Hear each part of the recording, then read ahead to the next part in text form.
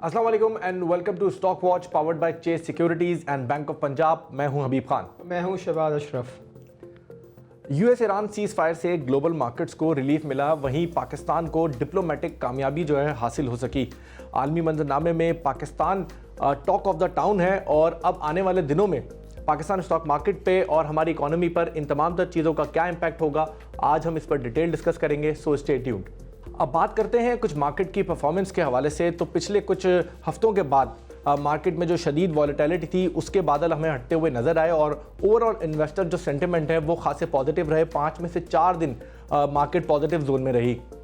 Monday की बात करें तो मंडे कारोबार नेगेटिव नोट्स पे जो है उसने आगाज़ किया, मगर दिन के अख्ताम तक हमने देखा कि मार्केट में रिकवरी हुई और सेशन का जो अख्ताम है वो पॉजिटिव हुआ।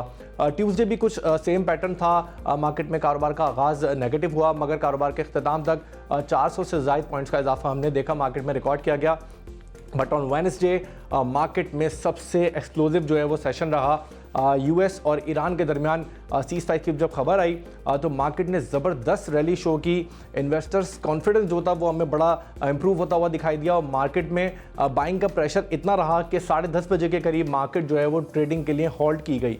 ओवरऑल बात करें तो 14,000 से ज़ायद पॉइंट का इजाफा और एक दिन में हाईएस्ट एवर जो है वो रिकॉर्ड किया गया increase in terms of points. Thursday को हमने देखा कि मार्केट थोड़ी सी वॉलेटाइल रही और 293 पॉइंट्स की कमी के साथ ट्रेडिंग का जो है वो एंड हुआ। But again on Friday index दोबारा इंप्रूवमेंट शो किया और 1600 पॉइंट्स इजाफे के साथ वीक का जो है वो एंड हुआ। ओवरऑल अगर हम बात करते हैं तो इस वीक में हमने देखा कि 19,500 बैंड्स की जो ट्रेडिंग रेंज रही, जिसमें हमने देखा कि फ्राइडे ही 168,290 पॉइंट्स का हमने हाईएस्ट देखा, जबकि लो 148,797 पॉइंट्स जो कि मंडे रिकॉर्ड हुआ। So in the end who took the week, let's find out in bulls और bears powered by Bank of Punjab.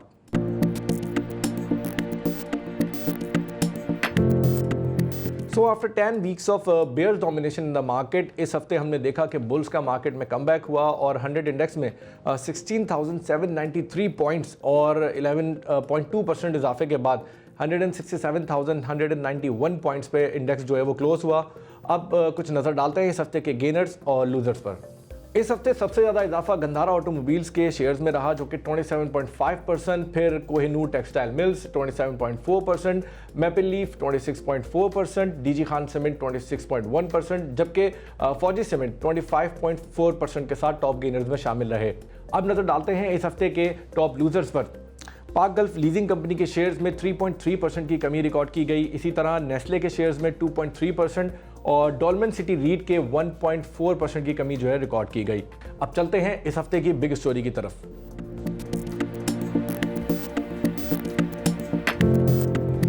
ये हफ्ता जियोपॉलिटिकल हवाले से काफ़ी इंपॉर्टेंट रहा, जहां ईरान और यूएस के दरमियान सीज फायर के ऐलान सामने आया और साथ ही साथ इस डेवलपमेंट में पाकिस्तान का जो डिप्लोमेटिक रोल था वो काफ़ी हाईलाइट रहा। और इंटरनेशनल मीडिया में हमने देखा कि पाकिस्तान की न सिर्फ गवर्नमेंट बल्कि मिलिट्री दोनों ही बड़े प्रोमिनेंट रहे। पाकिस्तान ने डायलॉग फैसिलिटेशन के लिए एक अहम किरदार अदा किया और इस तमाम तर एक्टिविटी में एक अपनी ग्लोबल जो पोजिशनिंग है उसको बड़ा मजबूत बनाता हुआ नज़र आया।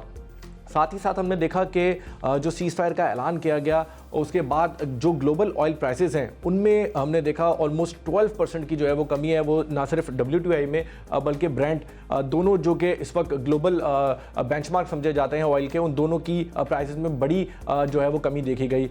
और इस हफ्ते की एक अहम डेवलपमेंट और बात करें तो फाइनेंशियल पाकिस्तान की जानिब से जो रीपेमेंट्स थी, जिसमें एक ये डेवलपमेंट सामने आई कि UAE को पाकिस्तान को जो है $3.5 बिलियन की रीपेमेंट करनी है, जो कि 23 अप्रैल की डेडलाइन तक हमें करनी होगी, जिसमें से तकरीबन $450 मिलियन आज हमें जो है वो अदा करने होंगे, जबकि 17 अप्रैल को फिर $1 अरब की पेमेंट होगी और उसके बाद 23 अप्रैल को तकरीबन 1.3 बिलियन की जो है वो अदायगी करना होगी।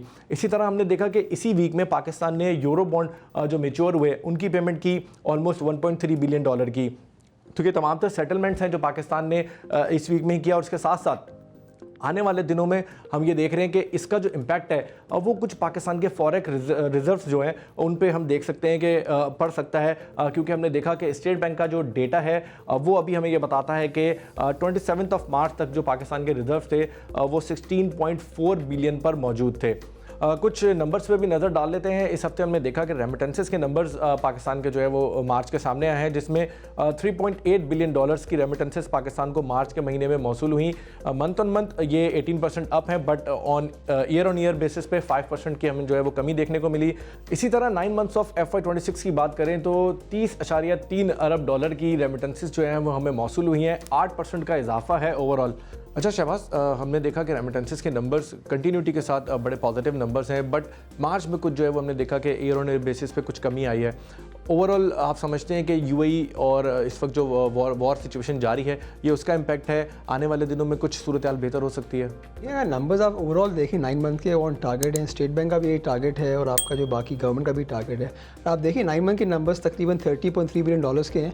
अगर इसी को आप एनालाइज करें तकरीबन 40 बिलियन डॉलर्स के हो जाएंगे, which is with in the target. और आप इसी तरह देखें, अगर जो पिछले 9 महीने के जो एवरेज रेमिटेंसेज हैं वो 3.3 बिलियन डॉलर्स के हैं। और आप इसको ईयर ऑन ईयर की जो कंपैरिजन कर रहे हैं वहाँ एक डिक्लाइन है, बिकॉज लास्ट मंथ जो ग्रोथ थी मंथों में वो काफ़ी ज़्यादा थी। अब देखिए सबसे इंपॉर्टेंट ये है कि हमने ये देखा है कि पिछले 9 महीने में नंबर्स तो काफ़ी इंकरेजिंग आए हैं और बेहतर भी आए हैं, but going forward I think हमें थोड़ा देखना पड़ेगा, काफ़ी चैलेंजिंग रह सकते हैं गिवन जो सिचुएशन रही है आपकी जो बिकॉज ऑफ वॉर सिचुएशन। तो आगे जाके क्या नंबर होंगे? हमें पता है कि आपकी जो रिलायंस है रेमिटेंसेस की तकरीबन 55% वो आपकी मिडल ईस्टर्न कंट्रीज से आती है। और आप इस मंथ और मंथ के एनालिसिस करें तो डिक्लाइन हमने देखा है अक्रॉस द बोर्ड, पर सरप्राइजिंग ज़्यादा आपका डिक्लाइन आया है from the UK and USA side. So yes, going forward मुझे लगता है कि जो हमारा टारगेट है स्टेट बैंक का तो वो अचीवेबल होगा, बट आई थिंक सिचुएशन काफ़ी इवॉल्विंग है, तो विल बी ट्रिकी टू से कि एक आगे जाके हमें देखना पड़ेगा कि नंबर्स किस तरह रहेंगे। और अब हम चलते हैं अपने गेस्ट की तरफ। हमें ज्वाइन किया है फ़हाद अली ने, director equities growth securities. Fahad, welcome to the show. Welcome ji, thank you so much, it's an honour to be here at the show. Fahad, after so long, तकरीबन 10 हफ्ते के बाद हमने देखा कि पाकिस्तान स्टॉक मार्केट में बड़ा हफ्ता जो है वो ज़बरदस्त किस्म का रहा और 16,000 से ज़ायद पॉइंट्स का जो है वो हमने देखा इजाफा हुआ और 100 इंडेक्स जो है 167,000 के लेवल को जो है उसने टच किया। गोइंग फॉरवर्ड अब नेक्स्ट वीक आ रहा है, पाकिस्तान, ईरान और US की जो टॉक्स है वो भी होस्ट कर रहा है। कैसे देख रहे हैं नेक्स्ट लेवल में मार्केट को आप? आई थिंक नेक्स्ट वीक जो हमारा है वो थोड़ा न्यूज बेस्ड रहेगा, न्यूज फ्लो पे मार्केट रिएक्ट करती रहेगी। अगर आप पिछले कोई 50 दिन की ट्रेडिंग देखें, if you go back somewhere mid February onwards, you saw correction in the market में करेक्शन नजर आई थी। उसकी वजह यही थी कि देयर वाज अनसर्टेनिटी, 2-3 वजहें थी। थोड़ा सा ओवरबॉट हो गई थी, उसके बाद 28 फेब को वॉर सिनेरियो स्टार्ट हो गया and then people panic, they started selling. जब हम देख रहे थे मार्केट नीचे जा रही थी, मेजर सेलर्स पहले इंडिविजुअल्स थे, उसके बाद फिर म्यूचुअल फंड्स थे। म्यूचुअल फंड्स इस वजह से थे कि वो रिडेम्पशंस उनके पास आती थी, वो वहां पे सेलर आ जाते थे। But for the past 2 days हमने देखा जैसे जैसे वॉर पे क्लैरिटी आना शुरू हुई है, पाकिस्तान ने एक मेजर और बहुत पिवटल रोल प्ले किया है इन द सीज़फायर टॉक्स, और जिस तरह आज से इस्लामाबाद में टॉक शुरू हैं, तो अगला वीक मुझे लगता है कि थोड़ा सा sanity will prevail in the market and people will come back from the sentimental shift that they had according to the war, because of the war, and come back on the fundamentals and the technicals of the market again, और हम आगे जाके volumes भी वापस से बढ़ते हुए देख सकते हैं। हमने देखा जो वीक और वी परफॉर्मेंस काफ़ी ज़बरदस्त रही। उन्होंने ये चीज़ थोड़ी सी एक चैलेंजिंग है फॉर इन्वेस्टर्स को देखने के, इस हफ्ते सिर्फ जो मेजर सेलर्स मार्केट पे थे वो म्यूचुअल फंड्स थे, वेयरएज़ जो बाकी across the board from banks to institutions to insurance sellers थे। तो ये बताएं क्या सोच रहे हैं, मतलब from a mutual fund perspective and from individual perspective, कि हमने इतनी डिस्टॉर्शन क्यों देखी? सिर्फ एक ही बायर आया मार्केट में इस हफ्ते मेनली, और बाकी काफ़ी हमने नेट सेलिंग देखी है। So if you look at the past year, where we saw a tariff increase from the US side, हमने देखा ईरान इजराइल की एक स्क्रिमिश वॉर, छोटी सी वॉर हुई, and then Pakistan India. We saw कि वहाँ पे हमेशा जब बाजार बहुत ज्यादा डिप लेती है और इरैशनली नीचे जाना शुरू हो जाती है, फंडामेंटल्स कीपिंग असाइड, सेंटिमेंट्स ज्यादा रोल प्ले करते हैं, people tend to get their money out of the market because nobody wants to trade or keep their money in an uncertainty. Risk premium आपका बहुत बढ़ जाता है हमारी मार्केट्स में, since we are right now frontier markets में हैं, और तो उस वजह से हम देखते हैं कि म्यूचुअल फंड्स में रिडेम्पशंस आती हैं तो वो वहाँ पे बेच रहे होते हैं चीजें, वो they don't look at rates and they just have to sell because they have to comply with the redemption that they have right now. So if a mutual fund, let's suppose अगर हम यहाँ पे देखें invested है 98 या 99% और उसको एक बड़ी रिडेम्पशन आ जाती है, तो उसकी तो मजबूरी है ना माल यहाँ पे स्टॉक्स बेचना या मार्केट में सेलिंग करके अपने इन्वेस्टर को कैश देना। और उस चीज का हम पिछले 2 साल में 1.5 साल में 4 इंस्टेंसेस आप ले लें और आप यही पैटर्न देखेंगे कि banks, insurance, individuals who are long-term investors, they keep on buying at these levels because they feel that once the uncertainty is over and this is an opportunity, or market में patience gives you opportunities, so they are patient investors. जब उनको नजर आता है कि हमें एक अच्छी अपॉर्चुनिटी मिली और एक चीज जो कि 8 के मल्टीपल पे मिल रही थी या 9 के या 7 के मल्टीपल पे मिल रही थी, वो 5 और 6 के मल्टीपल पे मिल रही है, the fundamentals are intact. Once the external factors, जब हमारे external factors वहाँ पे थोड़ा सा कूल ऑफ होंगे, तो वो रेट्स बड़ी स्पीड से फिर रिबाउंड करते हैं स्टॉक्स के, और वो उसी चीज का एडवांटेज लेते हैं। तो अगर किसी ने लेट्स सपोज आज से 1 हफ्ता पहले अगर कोई पोजीशंस ली होंगी किसी इन्वेस्टर ने, उसको 20, 25, 30% रिटर्न कुछ स्टॉक्स में बच रहा होगा, so then they sell या then they wait for the market। फिर एक पीरियड आता है जब मार्केट कूल ऑफ होती है, कंसोलिडेट करती है, वहां पे वॉल्यूम्स थोड़े से बढ़ना शुरू होते हैं, उसके बाद फिर नई रैली शुरू होती है, म्यूचुअल फंड्स के पास और पैसा आता रहता है जब क्लैरिटी होती है, पॉलिटिकल, जियोपॉलिटिकल या इंटरनल एक्सटर्नल क्लैरिटी आपके पास आ जाती है, जियोपॉलिटिकल, तो फिर जो रिटेल का पैसा है वो इन्वेस्टर्स के पास म्यूचुअल फंड्स में आना शुरू होता है। They keep on buying and increasing the index level and the prices of the stock because they are the only buyers, और यही हमने पहले भी देखा है। And then at one level banks feel या insurance या even individuals feel कि यार we are missing out the rally, वो फिर वो वापस लेने आते हैं। So it's basically a cycle that we move in. I think rightly said. अगर आप ये देखें एक और चीज़ मार्केट में, अगर आप लेवरेज का नंबर देखें, अपने ऑल टाइम हाई से काफ़ी सब्सटेंशियली नीचे है। गिवन मार्केट तो काफ़ी करेक्ट हो गई, बट गोइंग फॉरवर्ड बिकॉज आप इंटरेक्ट काफ़ी इन्वेस्टर्स से करते हैं from retail side to institutions, तो व्हेन कम्स टू लेवरेज उनका क्या पर्सपेक्टिव है? और हमने ये देखा है नंबर तो पहले कुछ महीने पहले बहुत ज़्यादा था, अब तो बहुत इस पर करेक्शन आ गई है। उसका क्या मेजर रीज़न है and what do you think कि लेवरेज बीइंग की product in the market, market को एक अच्छे लेवल लेके जाने के लिए आगे जाके किस तरह इस्तेमाल हो सकता है? अच्छा देखिए, इसमें ना 2 चीजें हैं। एक तो ये लेवरेज का नंबर नीचे इस वजह से आया कि obviously the prices of the stocks came down, ठीक है, तो वो इम्पैक्ट आपको नजर आता है, वो इम्पैक्ट पड़ता है। अगर नेशनल बैंक 280 का था वो 180 का हो गया, या इसी तरह पीपीएल 280 रुपए का था, दैट केम डाउन टू 180। दूसरे स्टॉक्स आप ले लें तो वो आपको नजर आएगा कि वो लेवरेज का नंबर उस वजह से नीचे आएगा। सेकेंडली, लेवरेज कौन लोग करते हैं? लेवरेज वो करते हैं जो कि ट्रेडर्स होते हैं, इन्वेस्टर्स नहीं होते। मार्केट के लिए जरूरी है ट्रेडर्स होना मार्केट में। So when they feel there is uncertainty, या उनको ऐसा लगता है कि हम अभी लेवरेज में हमारी कॉस्ट ऑफ कैपिटल बहुत ज्यादा है और हम इतना रिटर्न नहीं कमा सकेंगे, या अनसर्टेनिटी में जिस तरह ट्रेंड इज योर फ्रेंड, ठीक है ना, वो ट्रेंड उनके अगेंस्ट जा रहा होता है, सो वो लेवरेज का नंबर वो एक पोजीशंस अपनी बेच के वहां पे वो सेल करके वो साइड लाइन हो जाते हैं थोड़ी देर से के लिए। तो ये रीजन भी है कि लेवरेज का नंबर नीचे आया है। Now what happens is going forward, we saw it on the other day, whether market खुलते ही 5 मिनट के बाद हॉल्ट लग गई थी, 12,000 पॉइंट प्लस थी, 12-14,000 पॉइंट प्लस हुई थी। लेवरेज प्लेयर्स के हाथ में स्टॉक्स नहीं थे, they did not have their positions, required positions और the positions that they wanted, ठीक है। तो everyone rushed to get stocks, इसी वजह से market was 10% up, most of the stocks were 10% up, market was around 8-9% up, और यही हुआ कि it was a herd mentality, सबको stocks लेना था because clarity आ गई, सबका यही सोचना था उस वक्त कि यार अभी हम काम नहीं करते। जो leverage players हैं who play high risk stocks, obviously 20-30%, 40%, 50% leverage जो भी कर रहा है, तो उनका यही सोचना था कि clarity आ जाएगी, हम चीज महंगी ले लेंगे बट हमें क्लैरिटी आनी चाहिए चीजों पे। और आप उसी दिन देखेंगे फिर म्यूचुअल फंड्स में भी डिप्लॉयमेंट होना शुरू हुई, स्टॉक फंड से कन्वर्जन्स होना शुरू हुई, कैश फंड से स्टॉक फंड में कन्वर्जन्स आई।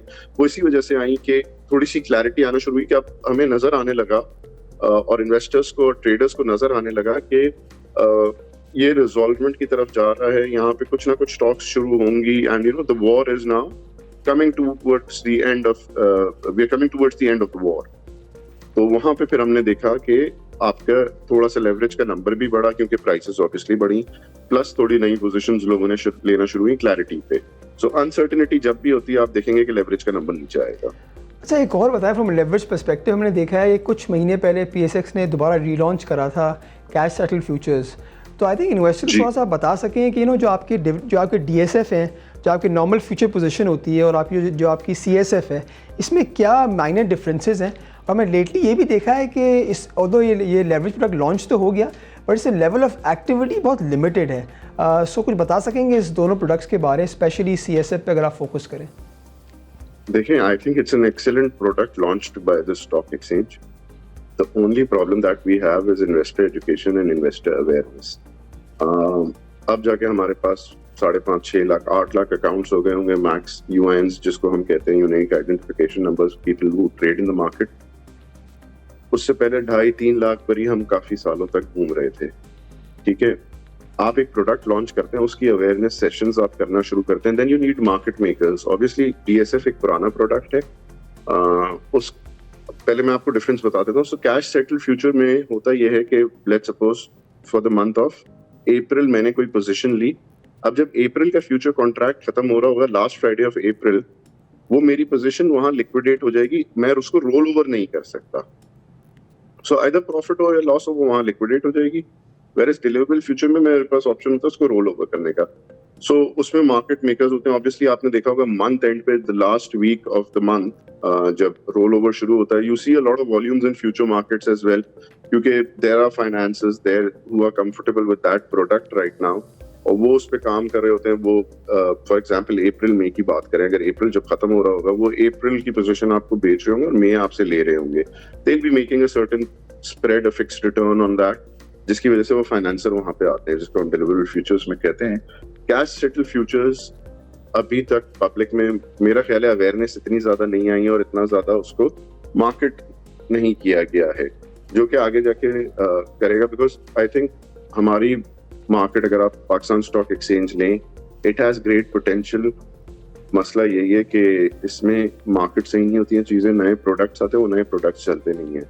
डेरिवेटिव्स आए, कैश सेटल फ्यूचर्स आए, ये सारी चीजें आए, ईज ऑफ डूइंग बिजनेस हो, ये सब चीजें चलेंगी प्रॉपर्ली। एक बात आए, specially when talk about cash settle futures और व्हेन डिलीवरेबल फ्यूचर्स की हम बात यहाँ कर रहे हैं, कि दोनों के जो स्क्रिप्ट्स हैं वो सिमिलर होते हैं या दोनों के स्क्रिप्ट्स में भी डिफरेंस होता है, पहली बात। दूसरी बात, when it comes to settlement risk, तो किस में ज़्यादा है और किस में कम है, और जिसमें अगर ज़्यादा है तो उसमें क्यों, अगर आप बता सकें हमें।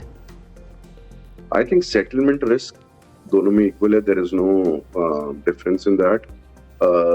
उससे अलावा पहला सवाल आपका ये था कि स्क्रिप्ट्स जो हैं इसमें, स्क्रिप्ट्स दोनों में तकरीबन सेम ही होते हैं। स्क्रिप्ट्स का एक क्राइटेरिया होता है जो पाकिस्तान स्टॉक एक्सचेंज ने बनाया होता है, जिसमें द कंपनी का पेड अप कैपिटल एक सर्टेन अमाउंट तक होना चाहिए, वॉल्यूम 6 महीने या 3 महीने तक जो भी क्राइटेरिया है, उसमें एक सर्टेन थ्रेशोल्ड से ऊपर वॉल्यूम होना चाहिए उस स्टॉक में, तब जाके वो फ्यूचर के लिए एलिजिबल होता है। अदरवाइज वो फ्यूचर के लिए एलिजिबल भी नहीं होता, बिकॉज जो फाइनेंसर है उसको कंफर्ट चाहिए होता है कि अगर मैं किसी को फाइनेंसिंग दे रहा हूँ फ्यूचर में, तो वो मेरी financing, if I want to get out of the financing, I'd have an option of doing that, क्योंकि वॉल्यूम्स हो रहे होंगे। अगर वॉल्यूम ही नहीं होंगे तो मैं फिर वो किसको बेचूंगा, किससे लूंगा शेयर।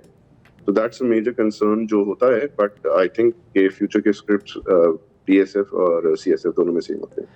अच्छा, अगर हम इस एंगल पे आ जाएं कि हमने देखा कि इन द लास्ट मंथ और 40 डेज जब से वॉर शुरू हुई है, तो आपकी जो मनी मार्केट यील्ड्स हैं वो काफ़ी इंचअप हुई हैं। अगर आप 6 मंथ टी-बिल देखें तो तकरीबन 11.5 पे ट्रेड हो रहा है, वेयरएस आपका जो डिस्काउंट रेट है वो 10.5 पे है। सो वी नो कि in the last week of April monetary policy announcement है। So taking to consideration the oil prices and other factors, आप क्या समझते हैं कि जो आपका अभी स्टांस होगा स्टेट बैंक का, या आपका क्या व्यू है on the upcoming monetary policy? I think on going war की वजह से हमने देखा इंटरनेशनल ऑयल प्राइसेस इंक्रीज हुई, तो हम जो ऑयल इंपोर्ट करते हैं ऑब्वियसली वो भी महंगा हुआ। फॉर द पास्ट 2 वीक्स, कुछ वॉर के स्टार्ट में गवर्नमेंट ने 2 हफ्ते तक सब्सिडी दी, but then they, because of IMF requirements and budgetary requirements, they had to cut that subsidy, और पेट्रोल प्राइसेस की इंक्रीज देखी, जिसकी वजह से इन्फ्लेशनरी प्रेशर आएगा। हमारी इन्फ्लेशन मुझे कहीं लगता है कि समवेयर 10 to 11% अगले 2-3 महीने नजर आ सकती है, may be 8-9, somewhere close to double digits। तो गोइंग फॉरवर्ड हमने यील्ड्स भी देखी कि मैसिव इंक्रीज आया यील्ड्स में पिछली 2 ऑप्शंस में स्टेट बैंक के, क्योंकि लोग एंटिसिपेट कर रहे थे कि जिस तरह 2022-23 में स्टेट बैंक ने एक बार इमरजेंट मीटिंग करके रेट्स बढ़ाए थे, पीपल वर एंटिसिपेटिंग कि हो सकता है कोई इमरजेंट मीटिंग करके रेट्स बढ़ाए, but then State Bank gave clarity कि नहीं यार 27 को ही होगी। अब इसमें दो सिनेरियोज है, एक तो अगर दिस वीकेंड और may be in the next 5-6 days हम देखते हैं कि टॉक्स सक्सेसफुल हो जाती हैं between Iran and US and the war finishes off and Pakistan succeeds in mediating those talks, inshallah. तो आई थिंक ऑयल प्राइसेस आपको बड़ी स्पीड से करेक्ट होते हुए वापस से नजर आएंगे at those previous levels which were around $65 a barrel crude, WTI crude. तो then state bank will have a buffer. दूसरा सिनेरियो स्टेट बैंक ये कर सकता है, जो मेरा अपना व्यू है, कि वो probably कोई 100 बिप्स का इंक्रीज कर सकता है 1% का, and when the petrol prices go back to the previous lows, where it was trading, वहां पे जाके वो अगली मॉनेटरी पॉलिसी में वापस उसको कट कर देगा ताकि उसको भी एक ब्रीदर मिल जाए और वो मनी सप्लाई को और इन्फ्लेशन को काउंटर कर सके उस तरह। That's my view. Very interesting. एक और अगर आप देखें, एक और जो कंसर्न है इन्वेस्टर्स का, स्पेशली इन वीक्स फॉरवर्ड, वो ये है कि हमने देखा कि इस हफ्ते के शुरू में यूरो बॉन्ड की पेमेंट हमने करी $1.3 billion, and going forward specially April में हमें पता है कि we have to pay back UAE about $3.5 billion, तकरीबन कुछ पैसे 17 अप्रैल को जाएंगे, कुछ I think payment around end of April है। So you talk to lot of investors, जहाँ इंश्योरेंस हैं या आपके इंस्टीट्यूशंस हैं, तो when it comes to PKR parity, लोगों का क्या व्यू है और आप पे इसमें क्या व्यू है आपका going forward? So I think जो आप बात कर रहे हैं कि हमें यूएई की पेमेंट्स वापस करनी है $2 बिलियन की, so I was talking to some of the people yesterday, and there is a chance that that there was a counter argument to that कि जी वो एतिसलात के जो हमारे when we sold off PTCL to Etisalat a few decades ago $6 billion आने थे, तो वो अभी तक नहीं आए। तो I think they are negotiating with UAE on those terms because right now we are in the power position because of the talks that we are holding. तो वो negotiate करेंगे जी आपने हमें वो पैसे भी तो नहीं दिए हैं, तो $6 billion टोटल उसके बनते हैं if you calculate with interest payments, तो वो और हमने आपको $2 अरब देने। तो आई थिंक एक आर्गुमेंट ये भी यहाँ पे मार्केट के रूमर्स में चल रहा है कि Pakistan will argue that with the UAE government. Another one is that if we have to pay $2 billion, I think we are in a comfortable position to pay. Plus, there are news and rumors of the Saudis putting in another $5 billion with us and discounted oil. So we are in a comfortable position. मुझे कोई रुपी devalue होता हुआ बहुत ज्यादा नहीं नजर आ रहा, may be 3-4% कहीं अगर devalue हुआ तो हुआ, वो भी for the time being, and then it will obviously go back to its original position. That's my view. एक और आई थिंक मेरे जहन में एक सवाल आ रहा है रिगार्डिंग T+2 सेटलमेंट। हमने देखा लेटली T+2 से T+1 पे हम चले गए थे, इसका हमने मार्केट में भी इम्पैक्ट देखा। बट कम्स टू, हमें पता है कि आपका जो एक्सपीरियंस है, head the sales at Growth Securities, आपकी हेड ऑफ इक्विटीज़ हैं, आप डायरेक्टर इक्विटीज़ हैं। So when comes to settlement, तो आप क्या समझते हैं कि T+2 से हम T+1 पे गए, ये अच्छी चीज़ थी या नहीं थी, और इसका इम्पैक्ट मार्केट में क्या रहा? देखिए, हमने देखा कि इस पे बड़ा शोर मचा फॉर द पास्ट ईयर। इस पे मीटिंग्स हो रही थी, consultations with the regulators, apex regulators, SECP and PSX से consultation between mutual funds, banks, brokers, everyone was involved in it.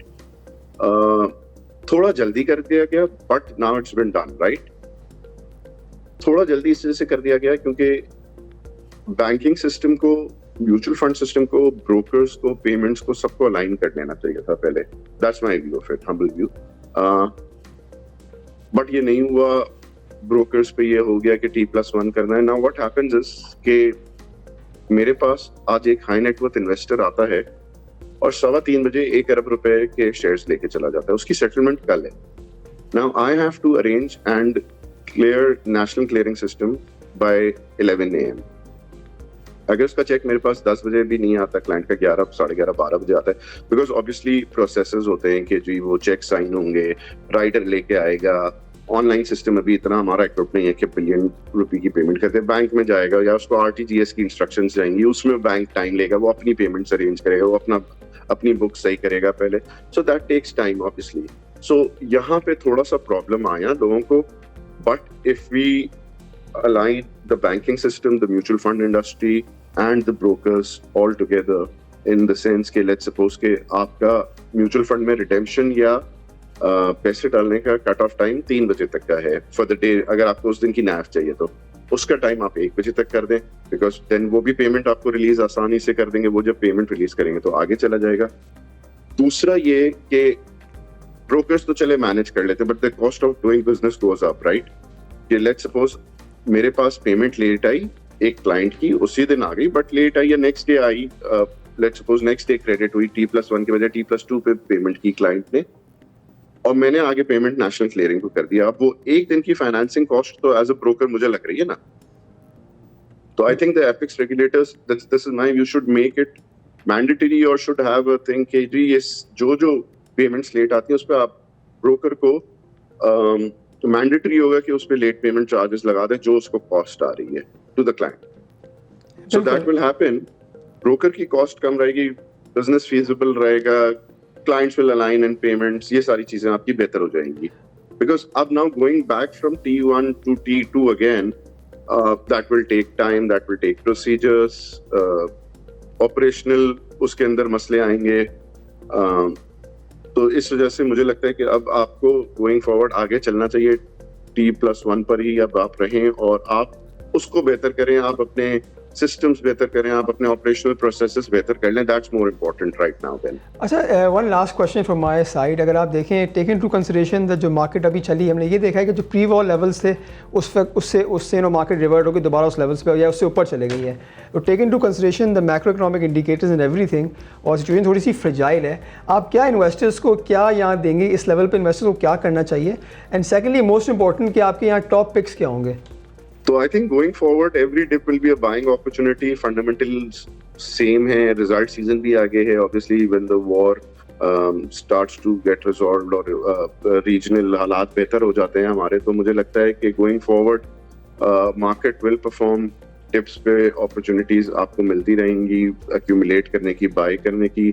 Fundamentally strong stocks जो मेरी top picks यहाँ पे अभी मुझे लगती हैं, banking sector I think still is very solid. Banks like National Bank, you have amazing yields. Askari Bank, you have amazing yields. UBL Bank is one of the top yielding banks, plus strong books, strong results. अगर आप देखें इन 3 banks के current accounts भी बढ़े हैं, तो I think इनके numbers बहुत अच्छे आएंगे। उसके बाद then we have oil sector में PPL I think will be a star performer. Ricotic definitely delay हुआ है, बट आप यहाँ पे जो एक्सप्लोरेशन कर रहे हैं उससे अर्निंग इम्पैक्ट बहुत अच्छा आएगा। आपकी एक्सप्लोरेशंस लोकली बढ़ती रहेंगी, जिसकी वजह से अर्निंग्स बेहतर होती रहेंगी। Then you have cements, obviously if interest rates remain same और कम to the same level after an increase in the next monetary policy, in the next 2 monetary policy पे एक साल में अगर इंटरेस्ट रेट्स इसी लेवल पे लेते हैं लेट्स सपोज, तो cement sector will perform. Obviously जो डिस्ट्रक्शन हुई है, हम सीमेंट एक्सपोर्ट करेंगे तो सीमेंट के नंबर्स भी हमारे बेहतर होंगे, बिकॉज रीबिल्डिंग स्टार्ट होगी रीजन में, ये सारी चीजें भी होंगी गोइंग फॉरवर्ड। तो आई थिंक सीमेंट में DG Khan Cement is good, Maple Leaf is good, Lucky is one of the best stocks we have. So if I had, let's suppose 100 rupees यहाँ पे, I would put my money in UBL, National, Askari, PPL, DG Khan, K Electric. K Electric is one of another stocks that I really like, because we've seen a change in the management and the new CEO is resuming charge from the 15th of April. And I think going forward चीजें बेहतर होना शुरू होंगी थोड़ी K Electric में भी results में। अगर आपको ये वीडियो पसंद आ रही है तो अभी सब्सक्राइब करें। और अब हम चलते हैं अगले हफ्ते के कुछ इंपॉर्टेंट इवेंट्स पर। मंडे बलूचिस्तान व्हील्स लिमिटेड का फर्स्ट क्वार्टर CY26 का रिजल्ट अनाउंस होगा और 7 ऑटो सेल्स के जो नंबर्स हैं वो भी रिलीज़ किए जाएंगे। ट्यूसडे बनू वुलन मिल्स और बेस्ट वे सीमेंट के थर्ड क्वार्टर FY26 के जो रिजल्ट हैं वो अनाउंस किए जाएंगे। और इसी तरह वेडनेसडे को UBL का जो फर्स्ट क्वार्टर CY26 का रिजल्ट है वो अनाउंस किया जाएगा। थर्सडे रफान मेज़ और इंटरनेशनल पैकेजिंग का फर्स्ट क्वार्टर CY26 का रिजल्ट अनाउंस किया जाएगा, जबकि साथ साथ फोरेक्स नंबर जो हैं वो भी अनाउंस किए जाएंगे। और Friday Engro power gen Qadirpur plant और उसके साथ साथ जो ट्राईपैक है उनकी जानिब से फर्स्ट क्वार्टर CY26 के रिजल्ट अनाउंस किए जाएंगे, करंट अकाउंट का नंबर्स आएगा और साथ साथ SBI के नंबर्स फ्राइडे को रिलीज़ किए जाएंगे। अब नजर डालते हैं उन कंपनीज पर जो अगले हफ्ते एक्स ट्रेड होना शुरू हो जाएंगी। यूनिलीवर पाकिस्तान ने 216 रुपए का डिविडेंड अनाउंस किया था, जो कि 13 अप्रैल से एक्स ट्रेड होना शुरू होगा। इसी तरह KSBP पम्प्स ने 1 रुपए का डिविडेंड अनाउंस किया था, जो कि 14 अप्रैल को एक्स ट्रेड होना शुरू होगा। फ्रीजेट कैंपिना ने 3.5 रुपीज का डिविडेंड अनाउंस किया था, जो कि 16 अप्रैल से एक्स ट्रेड होना शुरू होगा। रफान मेज ने 150 रुपए का डिविडेंड अनाउंस किया था, जो कि 17 अप्रैल से एक्स ट्रेड होना शुरू होगा। और इसी तरह सैफ पावर ने 0.75 रुपीज का डिविडेंड अनाउंस किया था, जो कि 17 अप्रैल से एक्स ट्रेड होना शुरू होगा। अब हम चलते हैं चेस सिक्योरिटीज कैंडल टॉक की तरफ।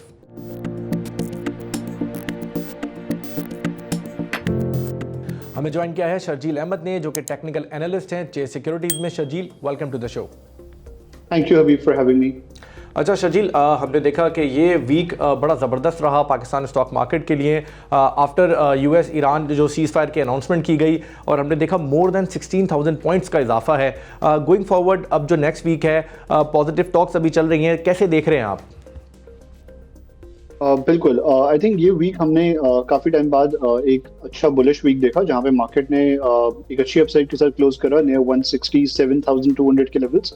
और जो हम डिस्कस भी कर रहे थे लास्ट वीक कि मार्केट अपनी, अगर हम करंट डेटा को देखते हुए चलें तो मार्केट वैसे तो एक ओवरऑल करेक्टिव सेटअप में है। अगर हम ये एज्यूम करें तो उसकी एक इंटरनल रिकवरी वेव हो सकती है, जिसमें हमने हमारा ये व्यू था कि मार्केट जो है वो एक डिसेंट रिकवरी शो कर सकती है। तो हमने एग्जैक्टली यही देखा कि मार्केट करंट डेटा को देखते हुए अगर हम कंसिडर करें कि मार्केट अपनी ए वेव मार्केट ने कंप्लीट करी है 144,000, और उसके बाद फिर वो लो ब्रेक नहीं हुआ, जो कि हम डिस्कस कर रहे थे कि इस लो का मेंटेन होना एक बहुत सिग्निफिकेंट चीज थी। ये लो ब्रेक नहीं हुआ और मार्केट ने फिर उसके बाद एक स्लाइड रिकवरी शो करी थी लास्ट वीक, और फिर towards the end of the week market ने जो है वो एक इस छोटे से डिप के साथ जो है वो क्लोज करा।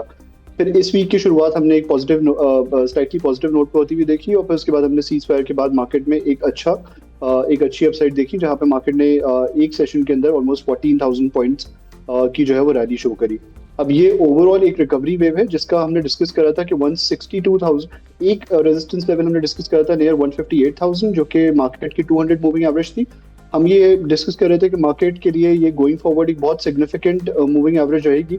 हमने मार्केट को इसके ऊपर क्लोज करते हुए देखा इस वीक की क्लोजिंग के साथ, और उसके साथ साथ जो मार्केट की 162,000 वाली रेजिस्टेंस थी, जो कि मार्केट का मल्टी ईयर चैनल का टॉप था, वो भी हमने ब्रेक होता हुआ देखा।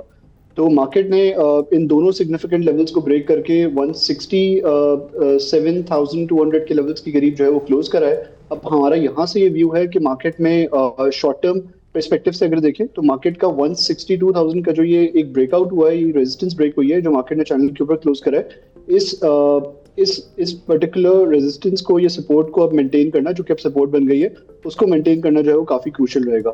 अगर मार्केट 162,000 वाले लेवल को मेंटेन करती है, इस सपोर्ट को मेंटेन करती है, तो हम ये देखेंगे कि जो मार्केट की एक इमीडिएट रेजिस्टेंस है, जो कि इस ओवरऑल करेक्टिव लेग की 50% रिट्रेसमेंट लेवल भी है, ये 168,000 का लेवल है। यहाँ पे मार्केट इनिशियली रेजिस्टेंस ले सकती है। वंस ये लेवल्स ब्रेक होंगे तो फिर हम मार्केट में फर्दर एक्सटेंशन विटनेस करेंगे, जहाँ पे अगले लेवल्स 173,000 के होंगे, जो कि इस ओवरऑल करेक्टिव लेग की 61.8% रिट्रेसमेंट होगी। ये लेवल्स गोइंग फॉरवर्ड जो है वो काफी क्रूशियल रहेंगे। और अगर हम मार्केट में इसी तरीके का एग्रेसिव मोमेंटम बिल्डअप होता हुआ देखेंगे तो फिर जो एक मेजर लेवल हमारा निकल कर आएगा, दैट वुड बी अराउंड 179,000, जो कि मार्केट के वेज का रीटेस्ट होगा। ये याद रहे कि हमारा व्यू ये है कि मार्केट ने अपनी दो मेजर रेजिस्टेंसेस के ऊपर क्लोज करा है इस वीक में, तो ये overall weekly closing as a weekly closing बहुत बेहतर रही है। तो अब 162,000 की सपोर्ट को मार्केट बेस बनाती हुई चले, उसके नीचे हम अपना शॉर्ट टर्म स्टॉप लॉस रख सकते हैं, उसके नीचे थोड़ी वीकनेस रहेगी। Again, as we have mentioned, 168,000 followed by 173,000 would going to be initial resistances for the market. Sharjeel, अगर आप DGKC को देखें, अगर आप वीक ऑन वीक इसकी परफॉर्मेंस देखें, आउटस्टैंडिंग परफॉर्मेंस, और हमने ये देखा कि after a while specially cement sector पूरा परफॉर्म कर रहा है। हमें पता है कि इसकी वैल्यूएशन काफ़ी इंटाइसिंग है based on price earning ratio and even based on enterprise per ton. So yes we know कि इस हफ्ते DGKC की परफॉर्मेंस तकरीबन 23% रही है week on week compare to market जो तकरीबन 11% रही है। सो टेक्निकल बेसिस पे आपको क्या लगता है गोइंग फॉरवर्ड इसका क्या रेजिस्टेंस और क्या सपोर्ट लेवल होगा? बिल्कुल, आई थिंक डीजी खान में भी हमने ये देखा कि along side other cement stocks, इसमें हमने अगर हम ओवरऑल सेटअप को देखें तो उस ओवरऑल सेटअप को समझना हमारे लिए जो है वो बहुत क्रूशियल रहेगा। हमने ये देखा था कि इसके जो ओवरऑल वेव स्ट्रक्चर था उसका वेव 3 का टॉप था वो अराउंड 280। उसके बाद हमने इसके अंदर एक एक्सटेंडेड करेक्टिव वेव अनलॉक होती हुई देखी थी जो कि वेव 4 थी इसकी ओवरऑल।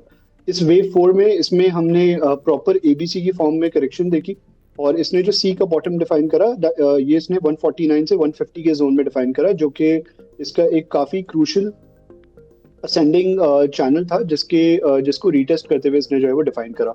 वहां पे हमने डबल बॉटम की फॉर्मेशन देखी और उसके बाद हमने फिर एग्रेसिव रिकवरी इसमें विटनेस करी है। तो ओवरऑल व्यू तो इसमें ये है कि अगर इसने अपनी वेव 5 का यहाँ पे बॉटम डिफाइन कर लिया है जो कि लगता बज़ाहिर ऐसा है कि इसने कर लिया है क्योंकि यहाँ पे असेंडिंग चैनल का रीटेस्ट भी हुआ था प्लस डबल बॉटम की फॉर्म में जो है वो एक कॉन्फर्मेशन भी हमें मिली है। और फिर अगर हम चार्ट्स पे देखें तो हमें यहाँ पे बुलिश डाइवर्जेंस भी नजर आ रही है which indicates of a bullish reversal. तो अब अगर ये इसने अपनी वेव 4 का बॉटम डिफाइन कर लिया और अपनी वेव 5 में ये एंटर हुआ है तो ट्रेडिंग पर्सपेक्टिव से इसमें आइडियल व्यू ये रहेगा कि अगर कोई इंटरनल करेक्शन इसमें आती है जहां पे ये अपनी किसी सपोर्ट के करीब जैसे इनिशियली 175 का एक सपोर्ट लेवल हो सकता है उसको अप्रोच करता है तो वो this can be a decent initial level for accumulation towards the upside. However हमारा ये व्यू है कि 195 के करीब इसका ओवरऑल सेटअप का 38.2% रिट्रेसमेंट लेवल भी है तो ये एक इनिशियल रेजिस्टेंस रहेगी। अगर ये ब्रेक होती है तो फिर हम इसमें जो है वो फर्दर एक्सटेंशन देख सकते हैं जहां पे ये फिर 210 के लेवल्स को अप्रोच करेगा जहां पे ट्रेडिंग पर्सपेक्टिव से अगेन थोड़ी बहुत प्रॉफिट टेकिंग की जा सकती है और अगर ये रैली एक्सटेंड करती है तो ट्रेडिंग पर्सपेक्टिव से हम इसको 225 के लेवल्स को टारगेट करता हुआ देख सकते हैं। अगेन ये एक ओवरऑल बुलिश रैली लेग हो सकती है जिसमें आइडियली हमारा ये व्यू है कि इसको अगर कोई भी डिप आता है सपोर्ट लेवल्स की करीब तो वहाँ पे एक्यूमुलेट करना चाहिए। अगर आप इसी तरह देखें गंदारा इंडस्ट्रीज अगर आप देखें इसने भी मार्केट आउट परफॉर्म करा था तकरीबन की जो परफॉर्मेंस रही है वीक ऑन वीक तकरीबन 22% रही है। हमने लेटली ये भी देखा है जो आपके जैन के नंबर्स थे और फेब के नंबर्स थे काफ़ी इंप्रेसिव थे और अगर आप यहाँ भी पता है कि result season around the corner है सो रिजल्ट भी एक्सपेक्टेशंस काफ़ी अच्छी हैं when comes to Gandhara Industries. पर ऑन टेक्निकल बेसिस आपका क्या व्यू है गंदारा पे? बिल्कुल आई थिंक गंदारा निसान में हमने ये देखा कि ओवरऑल GHNI में जो इसका एक चैनल था जो इन प्ले था सिंस 2024 उसका टॉप हमने लगता हुआ देखा था नियर ऑलमोस्ट 1030 के लेवल्स। वहां से फिर एक काफी शार्प करेक्शन हमने इसके अंदर अनलॉक होती हुई देखी है जिसके बाद ऑलमोस्ट इसने लो डिफाइन करा है नियर 590 के करीब इसने लो डिफाइन करा है और ये 590 के करीब इसकी एक काफ़ी इंपॉर्टेंट हॉरिजॉन्टल सपोर्ट थी जो एक काफ़ी की सपोर्ट लेवल रह चुकी है प्रीवियसली एज वेल जब भी हमने इसमें करेक्शन देखी थी। आपको याद होगा जब लास्ट ईयर मई में और उसके बाद जून में इसमें हमने पैनिक देखा था या इंडिया पाकिस्तान वॉर के दरमियान के दौरान और ईरान इसराइल वॉर के दौरान जब मार्केट नीचे आई थी और इंडेक्स ने और स्टॉक्स ने जो है वो अपने लोज डिफाइन करे थे तो इसने ये एक बेस बनाई थी नियर 590। इस करेक्शन में भी हमने ये देखा कि इसने 590 के करीब ही अपनी एक बेस डिफाइन करी ऑलमोस्ट और वहां से हमने इसके अंदर जो है वो रिकवरी बनती हुई देखी है। अब इसमें हमने रिकवरी तो काफी एग्रेसिव नोट पे देखी है and it is been backed by bullish reversal signs as well जहां पे हम देख रहे हैं कि डेली पे RSI पे भी बुलिश डाइवर्जेंस है और मैकडी पे हमें क्रॉसओवर भी दिख रहा है। तो ओवरऑल व्यू तो ये है कि हम ये अज्यूम कर सकते हैं फॉर द टाइम भी अपना एक बॉटम डिफाइन कर दिया है तो आइडियल स्ट्रैटेजी ये रहेगी कि अगर कोई डिप आता है जहाँ पे ये 670 के लेवल्स को इनिशियली अप्रोच करेगा तो इस ओवरऑल तो उसमें जो है वो एक्यूमुलेशन को हम टारगेट कर सकते हैं टुवर्ड्स द अपसाइड। हाउएवर हमारा ये व्यू है कि ये एक रेंज बाउंड एक्टिविटी शो कर सकता है up until it breaks with good volumes and sustains above 760 क्योंकि ये जो एक इसका असेंडिंग चैनल है इसकी सपोर्ट इसने ब्रेक करी थी और अब इसको ये रीटेस्ट करेगा नियर 760। तो जब तक ये 760 को ब्रेक करके सस्टेन नहीं करेगा तो ये हमारा व्यू रहेगा कि ये इसके नीचे कुछ टाइम कंसोलिडेट कर सकता है। हाउएवर अगर हमें ये ब्रेक करता हुआ नजर आएगा विद गुड वॉल्यूम्स तो फिर हम देखेंगे कि ये अपनी रैली को एक्सटेंड करेगा टुवर्ड्स 807 के levels initially followed by 860। Shakeel अगर हम देखें स्पेशली अगर हम यहाँ एक और स्टॉक की बात करें FFC के मुताबिक तो FFC ने इस साल का जो हाई बनाया 680 का हाई बनाया है और अभी currently is trading at about 537 rupees और हमने देखा वीक ऑन वीक परफॉर्मेंस की काफ़ी बेहतर रही है वेयर एज मार्केट थोड़ी सी कम रही है बट हमें पता है कि रिजल्ट का सीज़न भी इसका आने वाला है और हमें पता है कि लास्ट जो इसका जो रिजल्ट था उसमें कुछ वन ऑफ के रिजल्ट थोड़ा लोअर साइड आया था। तो despite of lower volumes overall urea के हम समझते हैं कि क्वार्टर एंड क्वार्टर रिजल्ट काफ़ी डिसेंट आएगा। तो आप क्या समझते हैं स्पेशली ऑन टेक्निकल लेवल्स के गोइंग फॉरवर्ड इस पर क्या व्यू होगा आपका? बिल्कुल, हमने इस दौरान ये देखा है मार्केट में जो रैली बनी है उसमें काफी स्टॉक्स ने अपने ओवरऑल फॉर्मेशंस की ये अगर वो फॉर एग्जांपल असेंडिंग चैनल्स में ट्रेड करे थे तो उनके टॉप्स के करीब जो है वो अपने टॉप्स डिफाइन करे थे, वहां से फिर हमने उनके अंदर करेक्शन लॉक होती हुई देखी थी। जीएचएनआई में भी हमने एग्जैक्टली यही सिनेरियो देखा था। उसके बाद हमने देखा कि जीएचएनआई ने जो है वो अपने चैनल के बॉटम को भी ब्रेक करा। एफएफसी में हमने हाउ एवर ये देखा है कि एफएफसी ने कुछ टाइम कंसोलिडेट जरूर करा है बट एग्जॉस्ट करा है और कोई कन्विंसिंग ब्रेकडाउन नहीं दिया है below this channel bottom. Specially अगर हम वीकलीज पे देखें तो कन्विंसिंग क्लोजिंग कोई भी नहीं आई है below this weekly ascending channel. तो ओवरऑल व्यू हमारा ये है कि अब now that it is trading again inside its major multi year ascending channel, तो ओवरऑल आई गेस इसमें स्ट्रेंथ ही हम गोइंग फॉरवर्ड देख सकते हैं। However ideally speaking for fresh accumulation हमारा ये व्यू रहेगा कि अगर कोई छोटा सा डिप आता है और ये आपको अगेन इस चैनल को रीटेस्ट करता हुआ नजर आता है नियर 500 to 510 की रेंज, तो वो एक अच्छी एक्यूमुलेशन अपॉर्चुनिटी हो सकती है for fresh traders to enter towards the upside. However we assume still के 560 के लेवल्स के करीब एक इनिशियल रेजिस्टेंस रहेगी। जब वो लेवल्स ब्रेक होंगे तो फिर हम इसमें थोड़ा सा एग्रेशन देख सकेंगे जहां पे 605 के लेवल्स को ये अप्रोच करता हुआ नजर आएगा इवेंचुअली। शजील, अगर हम देखें स्पेशली अगर हम पीएसओ की यहाँ बात करें, पीएसओ में देखें लेटली एक अंडर परफॉर्मर रहा है। इस हफ्ते भी आई थिंक कुछ एक्टिविटी काफ़ी इंटरेस्ट स्टॉक में रहा है, बट जो उसके रिजल्ट्स था, जो उसके गेन्स थे week on week on the lower side रहे हैं। हमें पता है इसमें डिफरेंट इशूज़ हैं, but specially in times of जब आपकी हाई ऑयल प्राइसेस में पता है इसका रिजल्ट भी आउटस्टैंडिंग आएगा बिकॉज ऑफ इन्वेंट्री गेन्स और एक्सेप्शनल रिजल्ट आ सकता है। तो बेस्ड ऑन टेक्निकल लेवल्स आप क्या समझते हैं, इसका क्या सपोर्ट होना चाहिए और क्या रेजिस्टेंस लेवल होना चाहिए गोइंग फॉरवर्ड?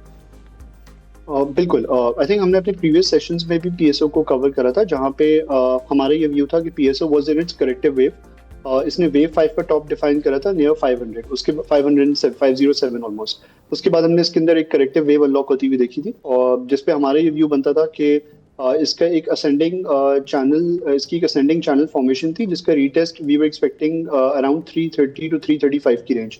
और हमारा यही व्यू था कि अगर ये इस रेंज को अप्रोच करता है आइडियली स्पीकिंग तो वहाँ पे अच्छी एक्यूमुलेशन को हम फोकस कर सकते हैं। तो हमने देखा कि ये वहीं पे इसने ऑलमोस्ट अपनी इस करेक्शन को बॉटम आउट करा, लो लगाया और वहाँ से हमने वीक ऑन वीक बेसिस पे एक अच्छी बुलिश एंगल्फिंग कैंडल बनती हुई देखी है which is a good sign of reversal. तो अब ओवरऑल व्यू तो हमारा ये है कि इसमें स्ट्रेंथ कंटिन्यू रह सकती है। अगर हम इंडिकेटर्स को देखें तो इंडिकेटर्स पे भी हमें बज़ाहिर ये लगता है कि मैकडी डेली वीकली के ऊपर भी शेपिंग अप वेल, डेली के ऊपर भी हम देख रहे हैं कि इसके अंदर एक क्रॉसओवर नजर आया है। तो this definitely show some sign of strength. Overall view तो यही रहेगा कि इसमें स्ट्रेंथ कंटिन्यू रह सकती है। Initial target levels would remain around 380 on our previous call followed by 406. However, for new traders to enter again, अगर इसमें कोई भी डिप आता है, हमने क्योंकि एक नया लो लगता हुआ देखा था, तो कोई भी डिप आता है this can B an internal corrective wave, specially around अगर 345 के लेवल्स के करीब मिलता है तो इसको ऐड किया जा सकता है। Thank you Sharjeel. Thank you. अब चलते हैं एक्सपर्ट्स टेक की तरफ। इस हफ्ते हमने देखा कि मार्केट बड़ी ज़बरदस्त परफॉर्म करती हुई नज़र आई। यूएस और ईरान के दरमियान जो सीज़ फायर था उसके बाद हमने देखा कि मार्केट में एक रीबाउंड हुआ और मार्केट 167,000 पॉइंट्स तक जो है वो पहुंच चुकी है। शहबाज, गोइंग फॉरवर्ड आप कैसा देख रहे हैं मार्केट का आउटलुक और पॉजिटिव सेंटिमेंट्स नज़र आ रहे हैं?